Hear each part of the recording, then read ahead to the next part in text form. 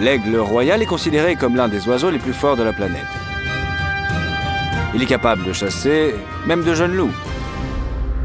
Ces oiseaux de proie utilisent les tactiques typiques des oiseaux de proie, mais ils les perfectionnent en volant très haut au-dessus de leur proie, puis en repliant leurs ailes et en se laissant tomber avec leurs pattes griffues devant eux. L'aigle royal ne replie pas complètement ses ailes. Il contrôle toujours la direction de la chute et peut l'arrêter presque instantanément pour redécoller. L'accélération est nécessaire non seulement pour rendre le lancer plus rapide, mais aussi pour ajouter de la force à l'impact. Grâce à la gravité, le coup d'un aigle royal peut briser la colonne vertébrale d'un animal 4 à 5 fois plus lourd et plus massif que l'oiseau lui-même. En même temps, l'oiseau ne cherche pas à mettre fin au combat d'un seul coup. Il est prêt pour une longue bataille. Après avoir déployé ses ailes, l'aigle royal continue à rester au-dessus de sa victime et frappe à nouveau. La tactique est si efficace que ces oiseaux ont été utilisés par les humains pour chasser les loups il y a des centaines d'années. Et sont encore utilisés aujourd'hui dans certaines régions d'Asie. Que pensez-vous de ce type de chasse? Faites-nous part de votre opinion dans les commentaires. Chaque griffe du prédateur à plume est aussi longue qu'un couteau, et il y en a 8 au total. Lorsque plusieurs lames frappent une douzaine de fois en 1 minute la victime, de l'attaque n'a pratiquement aucune chance, même s'il s'agit d'un animal carnivore. Surtout après le premier coup écrasant. Cependant, cette tactique n'est pas du tout un ultimatum. Le loup est capable de lâcher la prise de l'aigle et d'utiliser son arme principale, sa mâchoire. Le prédateur ne se contente pas de mordre, il saisit son adversaire puis le balance d'un côté à l'autre. Cela désoriente l'oiseau et ne lui permet pas de retrouver son équilibre, tout en lui causant de graves dommages. L'aigle royal ne peut tout simplement pas atteindre les yeux du loup avec ses griffes, car ses mâchoires le projettent au sol comme un chiffon mouillé. Chaque coup fait craquer les os légers et creux de l'oiseau. Et lorsque le loup atteint la gorge de l'aigle, il n'a aucune chance. Cet aigle royal a décidé d'utiliser son tour préféré sur un énorme chien de berger. Il semblerait que le chien soit derrière le loup en termes de force et de fureur. Et c'est souvent le cas. Sauf que l'aigle royal ne connaît pas les races de chiens. C'est un vrai combattant cette fois. Et vous savez quoi? L'oiseau avait toutes les chances de réussir, même contre cet adversaire. Il s'est abattu sur le chien et a donné son coup. Comme il n'était pas parfaitement précis, il n'a pas pu briser le cou du chien, mais l'aigle royal l'attrapa avec ses griffes et commença à frapper méthodiquement avec ses pattes. Seul l'oiseau a sous-estimé son ennemi. Ces chiens ont été élevés spécifiquement pour résister aux prédateurs. Ils ont l'habitude de riposter.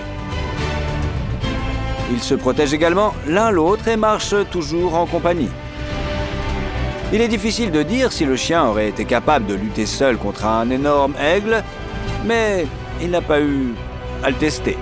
Ses amis sont venus à la rescousse. Ensemble, ils se sont jetés sur l'aigle royal et ont pu en venir à bout rapidement. 3 de ces chiens peuvent faire fuir un ours. L'aigle royal est pratiquement sans défense face à eux. Il a réussi à le faire tomber de la patte du chien et l'a ensuite traîné sur le sol.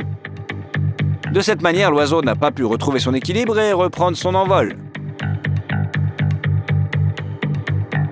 Il a d'abord été attrapé avec ses griffes, puis il a été saisi par l'aile, étiré et tué alors qu'il était couché sur le ventre. Elle n'a pas pu se défendre avec ses pattes. Finalement, c'est l'aigle royal lui-même qui est devenu la proie de ses chiens. Voilà ce qu'est le travail d'équipe.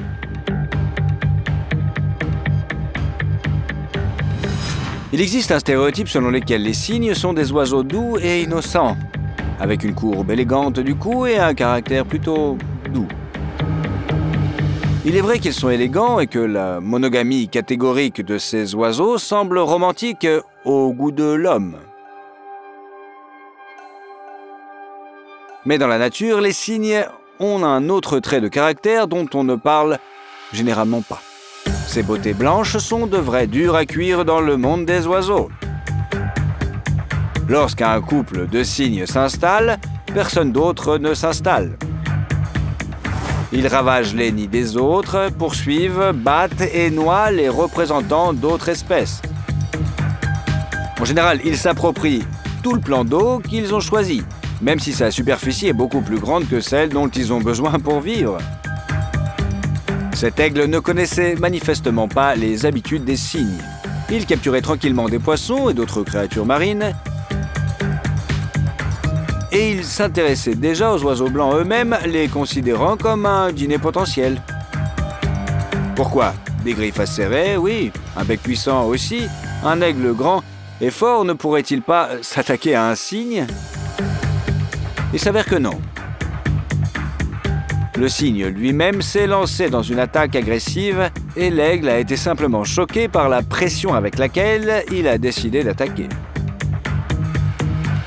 Le prédateur diurne était en eau peu profonde, l'eau atteignait à peine son ventre, mais le cygne, bien qu'il ne soit pas armé de griffes ou d'un bec acéré, est d'une force telle pour un oiseau qu'il pourrait saisir l'aigle avec son bec et l'entraîner dans les profondeurs pour noyer l'invité indésirable. L'aigle doit fuir. Avez-vous déjà vu de telles scènes au cinéma lorsqu'un personnage est tellement désespéré qu'aucune menace ne peut l'atteindre? Il s'est passé quelque chose de semblable ici, mais dans la réalité et dans le monde de la faune. Cet aigle royal est assez fort pour chasser même les jeunes cerfs. Le renard est peut-être une cible sérieuse, mais ce n'est pas un adversaire dangereux. L'aigle royal est habitué à ce que les renards aient peur de lui, qu'il s'enfuit et qu'il mette le dos en l'air pour qu'il puisse creuser. Nous ne savons pas quel drame s'est produit dans la vie de ce combattant roux. Peut-être s'est-il battu avec son renard, qu'il a perdu un bon terrain de chasse. Quoi qu'il en soit, lorsque le renard a remarqué le déclin de l'aigle, il n'a même pas eu l'idée de s'enfuir. L'oiseau était sous le choc. Il pensait peut-être que le renard ne l'avait pas remarqué. L'aigle ne sait pas à qui il a affaire, alors il se pose et attaque de front le renard pour l'effrayer et le faire paniquer. Cela n'a pas fonctionné, le renard est resté là, à fixer l'aigle, comme pour lui dire « Allez, viens mon coco, viens, tu me menaces? Montre-moi ce que tu sais faire alors !» Et en même temps, le renard est nettement inférieur à l'aigle royal en ce qui concerne les qualités de combat. C'est pourquoi il n'attaque pas le premier. Mais la dureté de caractère de la rousse fait trembler le dangereux rapace et le fait reculer. Les aigles royaux et autres grands aigles qui vivent dans les montagnes peuvent chasser des ongulés 10 à 15 fois plus lourds qu'eux.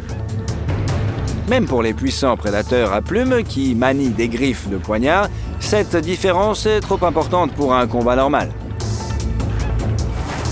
C'est pourquoi les oiseaux utilisent la gravité comme une arme. De tels aigles sont assez forts pour utiliser l'accélération et l'accélération pour soulever un bouquetin ou un bélier adulte et ensuite le jeter d'une falaise directement dans l'abîme. L'ongulé ne parcourt pas une si grande distance dans les serres du prédateur à plumes, mais l'oiseau calcule tout de manière à ce qu'il y ait une grande profondeur sous la victime lorsque la prise de ses pattes griffues se relâche. La victime finit par s'effondrer sur le sol et il ne lui reste plus qu'à s'envoler pour commencer son repas. Plutôt cool, non? Mais les ongulés eux-mêmes n'aiment pas ce plan. Cet herbivore a décidé d'infliger à l'aigle royal une rebuffade dont il se souviendra toute sa vie. Alors que l'oiseau lui assène un coup écrasant sur le dos, l'herbivore se jette en bas d'une corniche abrupte. Mais ce n'est pas la chute que souhaitait le prédateur. L'ongulé court et manque de ne pas contrôler sa vitesse, mais l'oiseau n'est pas capable de le soulever dans les airs. L'aigle royal ne recule pas et ne relâche pas sa prise, il semble même y prendre plaisir. Il se sent comme un cow-boy chevauchant un Mustang qu'il faut monter et maîtriser. En déployant ses ailes, l'oiseau garde l'équilibre et continue à se débattre et à resserrer sa prise, enfonçant ses griffes dans le dos de sa victime. Il ne se laisse pas faire si facilement. Mais le prédateur a sous-estimé sa proie. Sa victime fait un geste incroyable. Elle se retourne pour que l'oiseau soit devant elle et s'écrase à toute vitesse sur le rocher. Ainsi, l'herbivore a pratiquement enfoncé le rocher dans le corps de son ennemi. Et à cause de l'inertie de la chute et de la chèvre elle-même, il s'est écrasé sur l'aigle royal et l'a achevé. L'oiseau est vivant, mais on ne peut que deviner les blessures internes et les fractures qu'il a subies. Mais la chèvre, grâce au fait qu'elle a atterri sur un oiseau mou, a échappé à des dommages critiques. Certes, elle a été blessée au dos, mais elle a pu laisser tomber ce harceleur et retourner à son troupeau. Plutôt cool, non? L'aigle ne s'attendait certainement pas à une telle impudence. Il était en train de manger tranquillement lorsque l'oiseau a été repéré par un chat. Pour ce prédateur à plumes, un chat domestique est aussi une proie potentielle. L'aigle à tête blanche peut faire face à une bête 2 fois plus lourde et plus grande qu'un chat. Mais le bandit à fourrure ne se préoccupe pas de savoir qui est en face de lui. Il est à la recherche de sensations fortes et d'un casse-croûte. Il s'approche furtivement de l'aigle, mais l'oiseau le remarque. Le plus drôle, c'est qu'au sol, le prédateur à plumes n'a pas envie de se battre contre la bête à griffes. L'aigle aurait sans doute gagné, mais les coups de griffes dans les yeux finissent très mal la journée. Aussi, lorsque les deux adversaires se sont aperçus qu'ils s'étaient repérés, ils se sont simplement détournés et ont commencé à scruter leur environnement. C'est comme si un dialogue s'était instauré entre eux. « Eh, t'es qui, toi ?»« Moi, je passais par là, j'admirais les alentours. Et toi, t'es qui ?»« Ah, moi aussi, je suis resté là, regarder le beau paysage, c'est tout. » La façon dont les ennemis potentiels s'ignorent vigoureusement est amusante et montre en même temps que les prédateurs comptent généralement sur une attaque surprise et que, s'ils se rendent compte qu'ils ont été repérés, ils peuvent simplement battre en retraite. Il est intéressant de noter que cette caractéristique est commune aux mammifères et aux oiseaux. Quoi qu'il en soit, l'aigle a été manifestement choqué par l'insolence du chat. Quel cas de répulsion inattendue des oiseaux de proie vous a le plus frappé? Répondez dans les commentaires et n'oubliez pas de vous abonner à notre chaîne pour être le premier à découvrir les faits les plus étonnants sur les animaux sauvages et domestiques.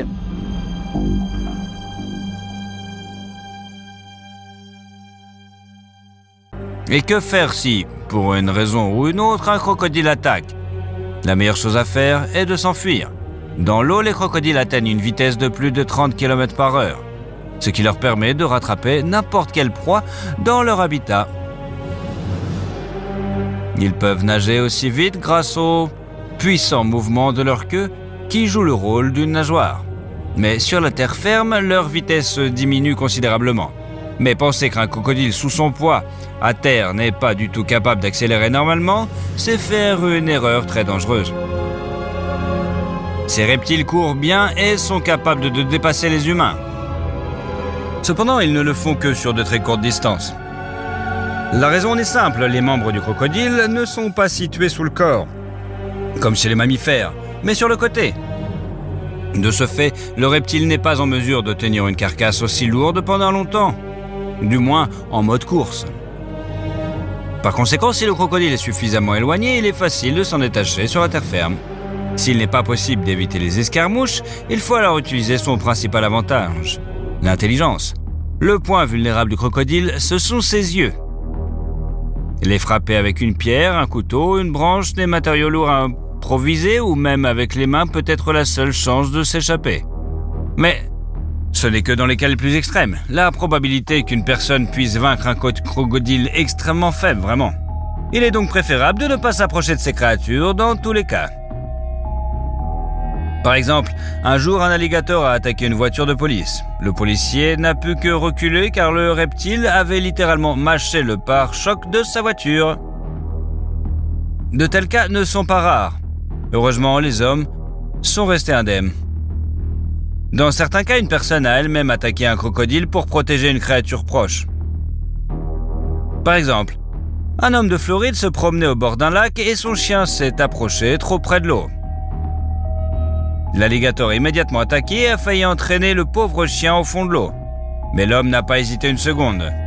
Bien qu'il ne soit plus tout jeune, cela ne l'a pas empêché de se précipiter pour attaquer le reptile et récupérer son chien. Cool, bien sûr, mais l'alligator était long comme le bras d'un homme et ne pouvait pas compter sur une proie plus grosse qu'un petit chien. Se battre au corps à corps avec un reptile adulte est une très mauvaise idée. Mais cette histoire s'est bien terminée, car le chien n'a pratiquement pas été blessé. Grâce à ses réactions instantanées, l'homme a pu sauver son animal de compagnie avant que le reptile ne lui cause des dommages importants.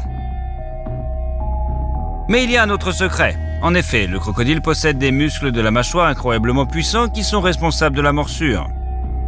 En revanche, les muscles qui permettent de desserrer les mâchoires sont très faibles. Un adulte peut facilement maintenir la bouche du crocodile fermée à main nue. Cependant, il commencera à se casser la figure et à tourner autour de son axe. Cette solution est donc temporaire, mais efficace. Pendant le transport, les crocodiles en captivité ont souvent les mâchoires scellées avec du scotch. Et les reptiles ne peuvent pas le casser. Bien que l'animal n'éprouve pas de douleur, cette précaution semble inhumaine. Qu'en pensez-vous? Faites-nous part de votre opinion dans les commentaires. Mais ce crocodile s'est définitivement battu avec le mauvais adversaire. Un autre crocodile, d'habitude, ces reptiles se comportent de manière loyale et tolérante envers leurs congénères. Mais ce n'est pas de la gentillesse, c'est simplement que le crocodile connaît ses propres capacités et ne veut pas se battre avec quelqu'un qui est également bien armé. Cependant, il arrive que des escarmouches se produisent, et elles ont alors l'air brutales et plutôt dures. Pas de blessure. En tenant simplement la patte de l'adversaire dans la mâchoire, le crocodile agressif tourne autour de son axe dans un mouvement typique pour lui. Et les os de l'adversaire, bien sûr, ne tiennent pas. Par conséquent, essayer de faire une farce au crocodile, même à l'aide du meilleur costume, n'est pas la meilleure des idées. Ce type a eu de la chance, il est entré dans un groupe de crocodiles grâce à son déguisement. Ils l'ont même reconnu comme un congénère. Après quoi, l'homme, tel un transformateur, a commencé à se transformer en crocodile humanoïde devant les reptiles. C'est comme si vous vous trouviez à un carrefour, attendant que vous traversiez la route, et soudain, des ailes poussent au gars à côté de vous et il s'envole. Vous seriez choqué vous aussi, n'est-ce pas? C'est une farce amusante, surtout si l'on considère le choc des reptiles qui ont vu ce monstre et ont immédiatement essayé de se cacher dans l'eau, comme les héros effrayés d'un film d'horreur. Mais en fait, l'homme a eu de la chance que les crocodiles se soient figés de surprise. S'il les avait effrayés, il aurait pu attaquer, car les crocodiles et les alligators n'ont pas peur de leurs semblables. N'essayez donc pas de répéter cette expérience. Le crocodile a des mâchoires si puissantes et des dimensions si grandes qu'il n'existe pratiquement pas d'animaux réellement invulnérables face à lui.